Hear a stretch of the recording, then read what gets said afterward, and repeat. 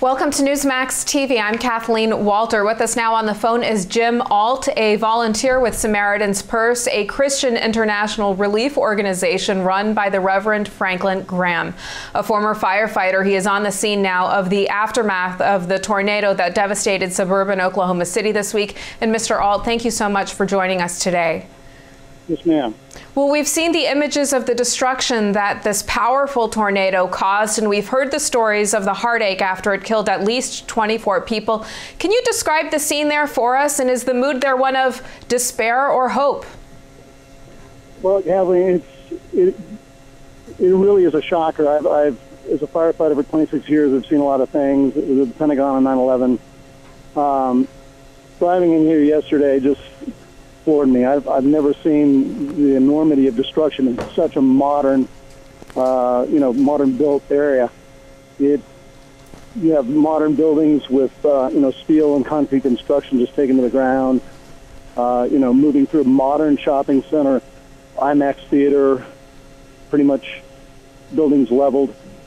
And yet, the people that we've talked to so far, we're just getting off the ground. We really just arrived late last night. We're just starting to get into the work area. Mm-hmm. And so far, it's been amazing with the amount of destruction. People are actually very upbeat and hopeful. This is a very spiritual community.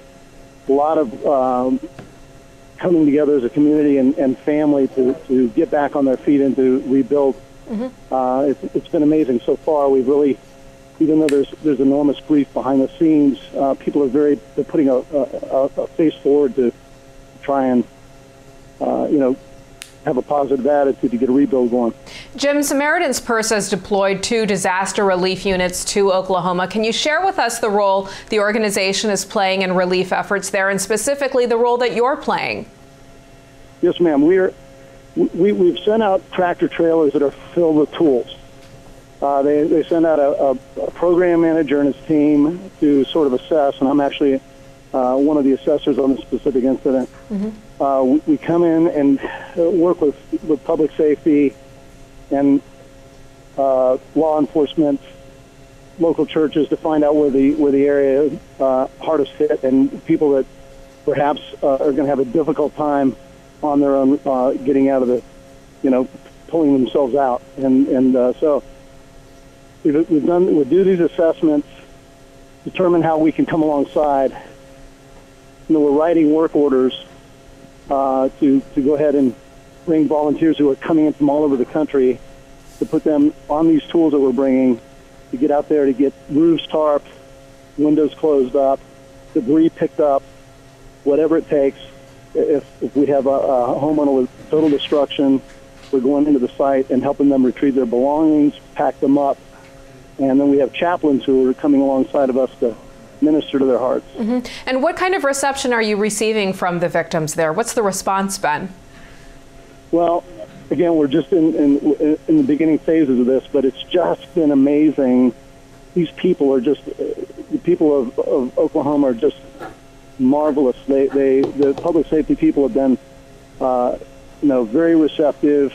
This is a very difficult time for them, determining how to approach a disaster like this. And in a lot of cases, and coming from that history myself, we tend to close things down and try and regroup and figure out what's going on, mm-hmm. Which can really delay a lot to the homeowner. But they have been really great with us. They're opening the doors. They're getting us in there right away to get our hands on. We're going to start work tomorrow. Mm-hmm. You talked about the needs of the victims. What are their greatest needs right now? And based on your observation, is aid getting to the victims quickly enough from government agencies? Kathleen, I haven't. We have just begun to talk to the people, and I can't even make that assessment at this point. Okay. Obviously, with the enormity of a disaster like this, most of the people that we're dealing with are dealing with property loss, and they're still in shock. It's just been so quick, so soon. They haven't had a chance to evaluate, and a lot of people do have insurance, but they haven't even had a chance to get their insurance people in, although they're coming in quickly. So we haven't, as far as looking at the long-term needs, the short-term needs are just getting people to some semblance of life again by getting their, the roof where there's potential for stabilizing a house that isn't completely destroyed. We want to get what's there stabilized and under cover for rain, for getting people's personal belongings and their most valuable possessions recovered. Those are probably the immediate needs right now, as well as ministering to some broken hearts. Let's talk about that for a second. Samaritan's Purse is a Christian relief organization. How can folks find comfort in their faith in the wake of such tragedy? Well, and that's always the toughest question. How can God let such bad things happen to good people?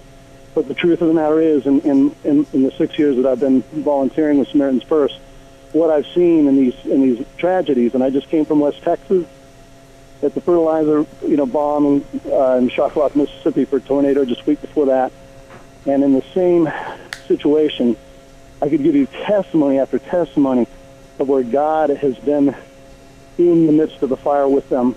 He grieves right along with them, and in reality, at the end of the day, He sent His Son to die to stand in the gap as a ladder out of this grief.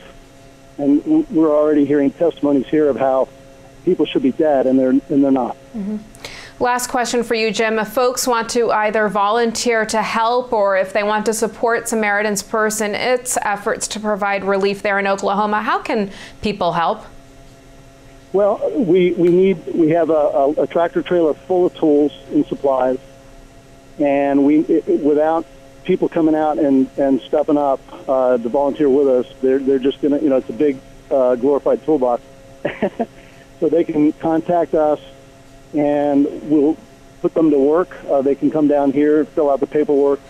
We find a role for everybody. We have team leaders that take these people out based on their skills and abilities. We'll put them in a safe working environment where they can minister directly with the homeowner and affect change for them in a positive way. If folks want to learn more, of course, they can go to the organization's website, SamaritansPurse.org, correct? That's correct, and sign up directly online.